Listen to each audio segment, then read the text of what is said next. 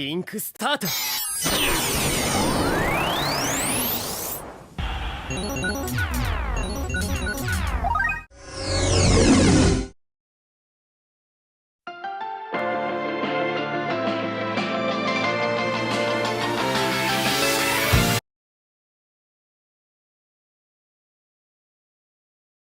Sword Art Online, one of the most popular anime ever and the first anime I ever watched. Well, aside from a really obscure one called Bakuman, but every time I mention that one someone thinks I'm talking about either Pokemon or Bakugan and that just gets confusing. But anyway, originally written by Riki Kawahara, this anime truly popularized what's called the isekai genre way back in 2012, and really holds a special place in my heart just for how incredibly invested I got watching it. I laughed, I cried, I cheered, the whole works. It was without a doubt a stellar intro into the world of anime for me, and what definitely made being a fan of this show interesting to say the least was the slightly overblown hate it received over the years. Some say it was oversaturated and overhyped, while others claimed it had really bad writing and too much fan service. Sadly, a majority of the backlash comes from the bandwagon hate as opposed to people actually watching the gosh darn show. Nowadays, all that hate has really died down, and even the creator Riki Kawahara himself has gone on record saying he certainly regrets writing certain things the way he did. I personally managed to look past these shortcomings in favor of things with the show that I legitimately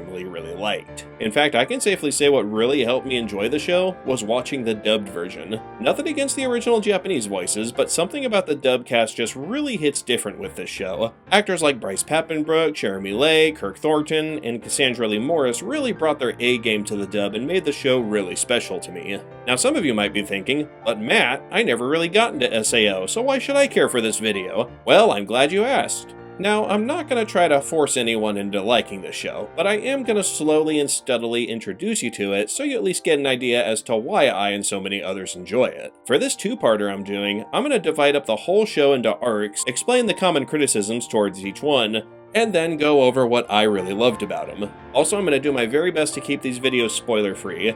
Even though I'm covering a lot of stuff with this show, I don't want to spoil you guys the opportunity of fully experiencing it, should you make the choice to watch it yourselves. Anyways, without further ado, let's get into reviewing the arcs of SAO, starting with this one.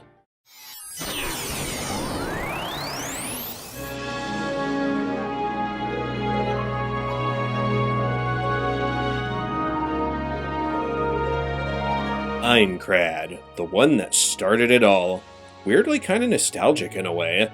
Now, most fans see this arc as comparatively the best of the series. In fact, even non-fans will admit this arc had a killer start, even if they lost interest later on. So, what works with this first arc and what doesn't? Well, let's do an overview first.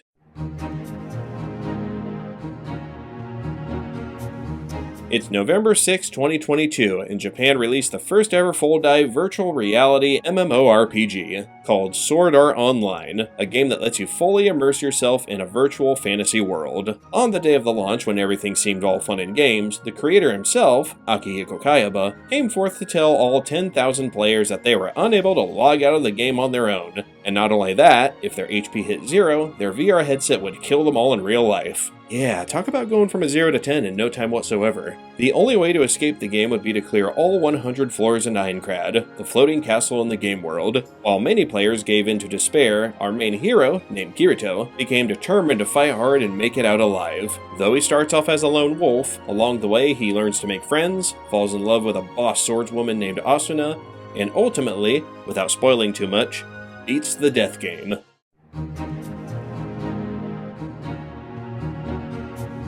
Like mentioned before, fans and non-fans alike seem to agree that this was the show at its peak performance. And to some extent, I can agree. This is partly because, as ironic and surprising as it sounds, it's the only arc that actually takes place in the game Sword Art Online. The rest of the arcs kinda expand beyond SAO and explore different games. Yeah, I know, it's weird. It'd be like if they made a Tron sequel that takes place in Galaga. Don't get any ideas, Jared Leto. But this leads into the first biggest problem people had with this arc: the pacing. Many complained that the arc was way too short, and that the entirety of being stuck in the SAO game should have lasted several seasons. And honestly, I can kinda agree with that. Condensing the whole thing into half a season and having a bunch of time skips is kind of a bummer, and a legit criticism that I can understand. But on the other hand, I'm pretty okay with what we got, and not spending too much time on the SAO game reduces the chances of things getting too repetitive or stale. Not that I'm saying they would get that way, don't get me wrong. 100 floors is plenty of content if you ask me. My only hope is they keep going with the Progressive arc, which is a prequel series that expands on Aincrad. That really would be the best way to make up for lost potential. Another big complaint towards SAO is Kirito, the protagonist himself. The claims of him being a boring, overpowered Gary Stu, as they call it, who has no interesting quality outside of having a harem of girls that all fawn over him. Ever since I first heard this criticism, I've always found it to be quite flawed. Pretty much the only evidence people have for that is the episode where his health bar barely decreases when taking hits from that one guild. But that was literally just the gaming meme about visiting low levels with your high-ranked character. We clearly see that later on he does struggle on the higher levels. He's also far from being a boring protagonist. There is a lot of pain this guy goes through, both mentally and physically, but that's the fun of his character, watching him struggle, figure things out, adapt, and overcome. And as for the claims that he's a huge ladies' man, okay, I agree that maybe he has one too many lady friends, but anyone who assumes they all fight over him clearly doesn't actually watch the show. This harem cliche, as they call it, actually gets thrown out the window early on thanks to this character, Lisbeth. Her introductory episode literally has her start off slightly crushing on Kirito, but as soon as she catches hints that he and Asuna might be a thing, what does she do? Plot revenge? Start a fight? Nope, she sucks it up, tells Asuna he's a keeper, and moves on. This episode gave the show an excuse to start the whole harem cliche, but Liz decided to shoot it down before it even got off the runway. And I'm glad, because the relationship between Kirito and Asuna is not only the highlight of this arc, but it remains one of my favorite couples in any media ever. We have Liz to thank for giving the relationship a little push. Liz, in general, does not get enough respect. Liz is awesome. And to those who want to bring up Sachi, I actually got a disclaimer from my roommate regarding said character that reads, let's see, if you slander the good name of Sachi by saying Kirito belongs with Asuna instead of her, I will set fire to your Sonic figure collection and chuck your Legos off the porch balcony. Okay, maybe I should have read this before recording. Also, trust me, I think the majority of the audience is getting the harem cliche confused with the SAO video games, or Gameverse if you will. Thankfully those games are not canon. So and the last major criticism I'll cover for this arc, the reason for Kayaba creating the death game in the first place.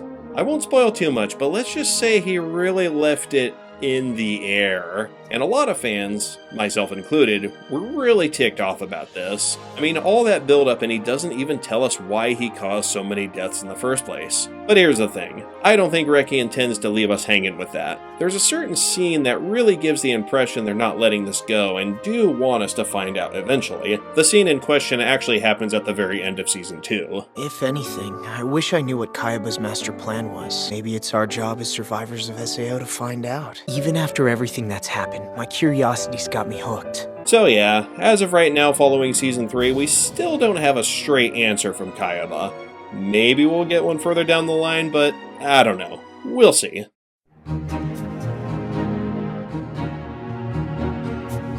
Now, despite these certain hiccups, I still think this was a stellar introduction to Sword Art Online. Usually when I try a new anime, it's very rare that the first episode pulls me in, but episode 1 for this show had me hook, line, and sinker from the very beginning. The tension just always felt so high in this show, to the point where I genuinely wanted the characters to make it out okay. Also, like I mentioned before, the relationship between Kirito and Asuna is one of the most precious things I've ever witnessed on screen. They play off each other so well and constantly have the others back. Not to mention the adorable lost child they adopt named Yui, who I really can't say too much about without entering spoilery territory again. Also, I can't sleep on the fight scenes and animation, all of it is fantastic. And I've always loved the cool red grid effects players and enemies get to show damage. It feels violent and painful without being too gruesome or bloody, which I find very cool and unique. It's definitely a much better alternative to just showing blood and gore. Not that I get queasy over that, but I do find it very overused in media sometimes. Looking at you, Demon Slayer. Oh, and don't get me started on the soundtrack for this show. I love the SAO soundtrack. Yuki Kajira perfectly captures the medieval fantasy vibe of this world, whether it's the nice, slow, peaceful town melodies, or the extremely epic, large-scale fight-to-the-death battle scenes.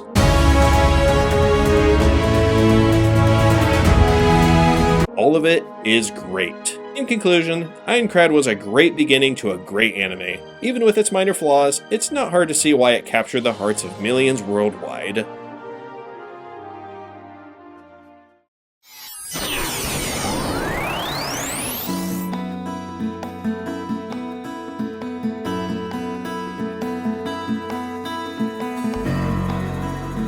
Oh boy, the fairy dance arc. As some of you might already know, this was the point that lost a lot of viewers of SAO. You watching right now might actually be one of them. And honestly, I can kinda understand why. This was admittedly the lowest point of the show due to some questionable writing decisions and character moments. But, despite this being the low point, is there still anything of worth in this arc?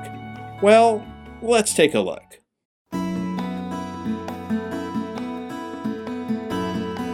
It's been 2 months since the SAO death game got cleared. Our boy Kirito is finally getting readjusted to real life and all seems well with the world.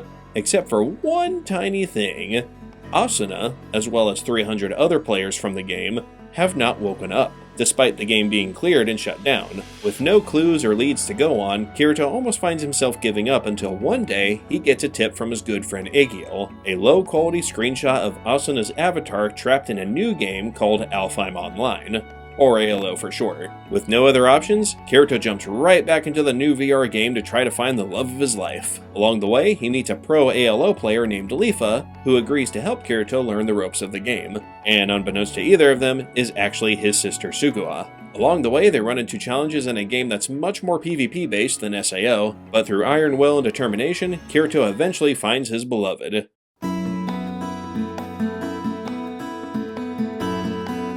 Okay, reception for this one is a doozy. Where the Aincrad arc was overall seen as imperfect but watchable, this arc was absolutely trashed by fans, and I can't say it's hard to see why. First is kind of a small one, but I remember some people didn't like how Yui came back for ALO. I don't get that, because I for one think it was a great idea bringing her in. The whole concept of ALO was a huge departure from SAO, and a very new and unsure one at that. So Yui coming back safe and sound was not only a huge sigh of relief on my part, she also brought back a nice sense of comfort and familiarity in this strange new world, for both Kirito and us the viewers.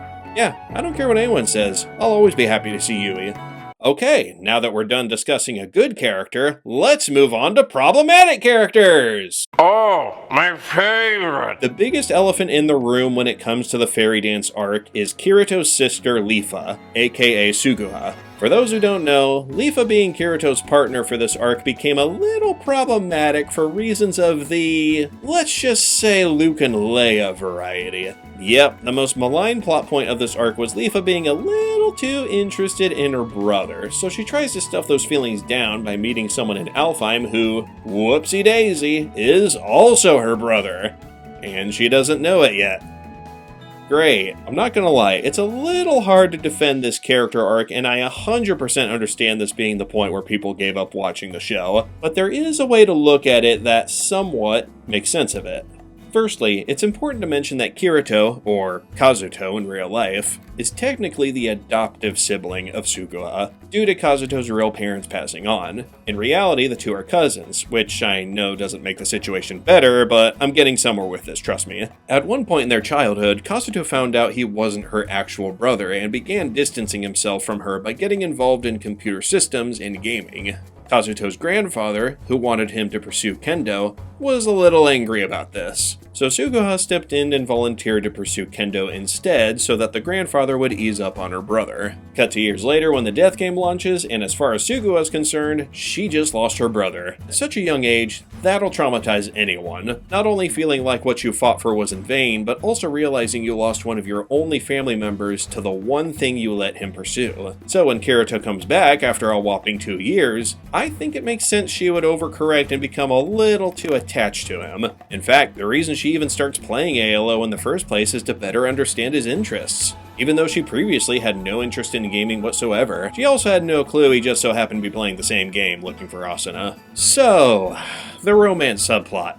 yeah, it should have been dropped. But in Suguha's defense, I can kinda see where the intention was despite the poor execution. In the grand scheme of things, she just wants her brother safe and sound, and thankfully her having feelings for him kinda gets completely dropped after this arc, which is a relief.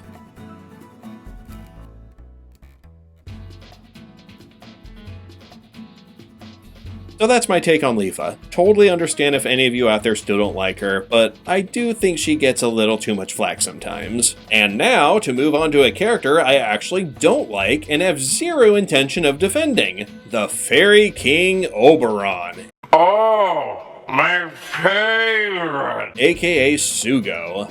Not to be confused with Suguha, although they're both problematic fairy dance characters, so I understand the confusion. I remember for the longest time, this guy was not only the most despised character in SAO, he was the most despised character in anime, period. People were pretty much convinced that he was the scummiest scumbag villain to ever appear in the show.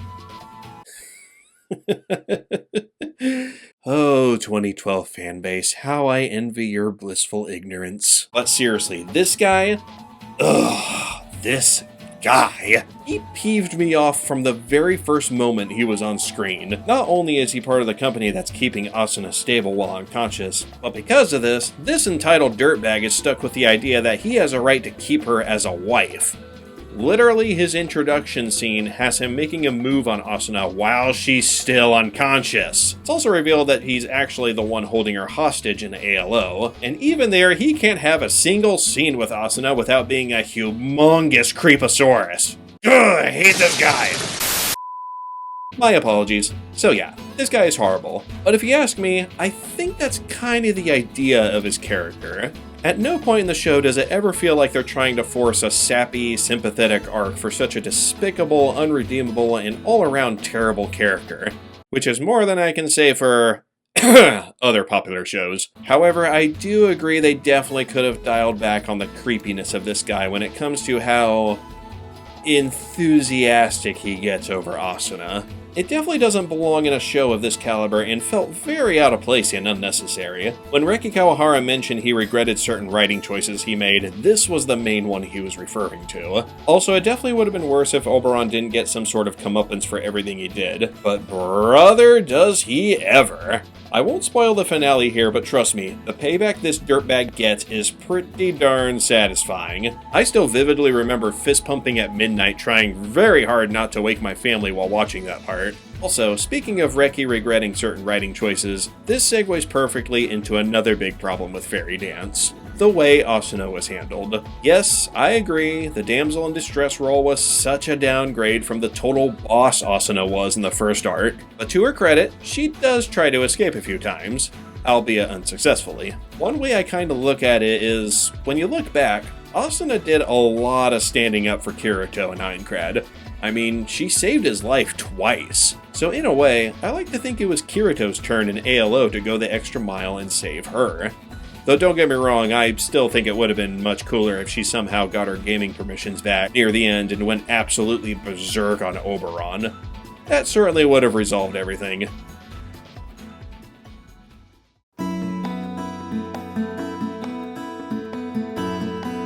Weirdly enough, the main thing I liked about this arc was the new gaming world. I know, sissy fairy game. How did we go from an epic floating castle full of swords and epic boss fights to she was a fairy? To be fair, this is a prime example of one of those sounds dumber than it actually is situations. Even if the whole fairy thing is a weird change of pace, it's actually a really fun idea in disguise. Why? 3 little words.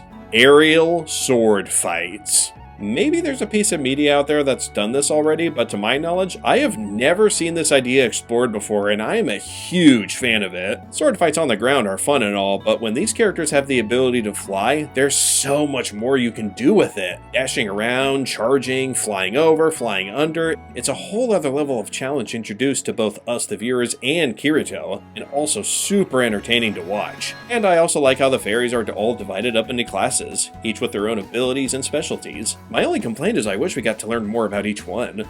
Like, did you know there's a fairy class that's entirely music-based? The game concept itself, I never really had a problem with. I think it's pretty cool and still works in the series, seeing how it's directly built on top of the code of the original SAO game.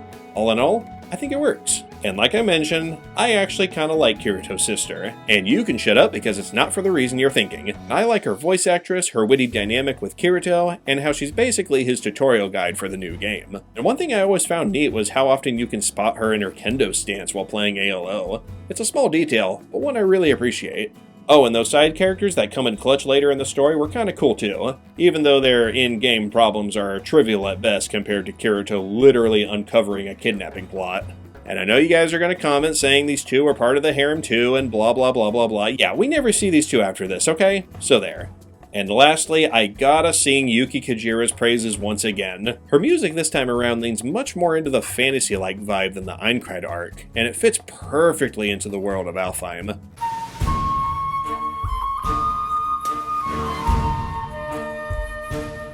So in summary, yes, this arc has a lot of problems that I wish got revised for the anime adaptation, but once you look past the creeper villain, slight fan service, and questionable sibling dynamic, there is some good stuff in here. Am I glad to have watched this arc? I'd say so. Would I have preferred more of the Aincrad arc if it meant axing this one? Definitely. But for what we got, and despite its flaws, I'd say it could be better, but also could have been worse.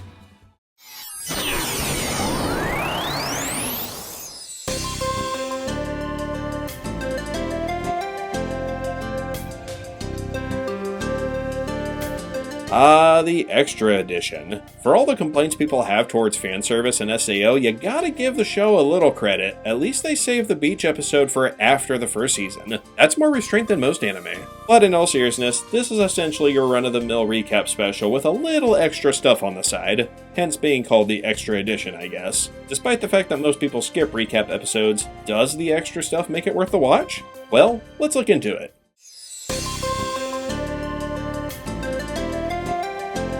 A man named Kikuoka, who's a government agent, is tasked with overseeing the aftermath of the Death Game incident. Throughout the special, this new character interviews Kirito regarding his experience with SAO and even ALO, which serves as a clever way to recap both arcs. All the while, the girls tell their own side of the story while at swimming practice. Once all the recapping is done, we get a fun little ALO side quest with Kirito and the gang as they explore an undersea temple quest. And, yeah. That's about it.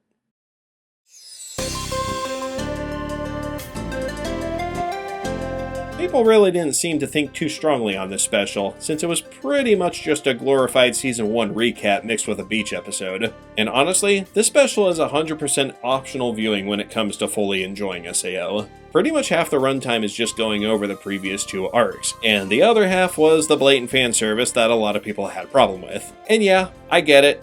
I dislike out-of-place fan service as much as the next person. All it does is reduce an often super cool and/or precious female character to just eye candy. I don't want that. I want to see how interesting the female character is. All that aside, this special just seemed kinda meh to most people, although to say it's completely devoid of any point of watching would be slightly untrue. There is one important reason why I would recommend watching this. No, not that!